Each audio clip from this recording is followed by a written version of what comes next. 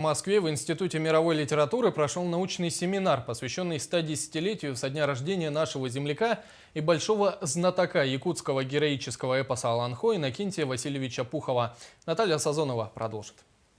В Институте мировой литературы научные работники отдела фольклора, которым четверть века руководил заслуженный деятель науки Якутской ССР, кандидат филологических наук, уроженец Барагонского улуса Иннокентий Васильевич Пухов, говорили сегодня о том, какой неоценимый вклад внес он в мировую литературу своими научными исследованиями. Вся его жизнь, она была связана с Академией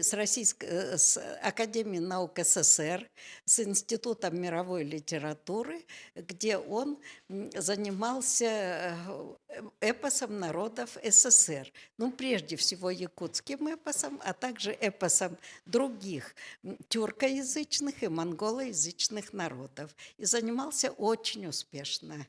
Одним из ключевых моментов научного семинара был показ документального фильма, автором которого является наша коллега, журналист НВК «Саха» Евдокия Избекова.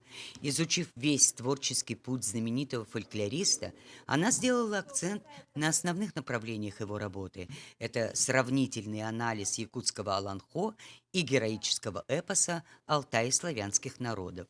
С исполнителями эпоса практически любого народа нашей страны можем знакомиться только по текстам, архивным материалам, аудио и в редких случаях видеозаписи.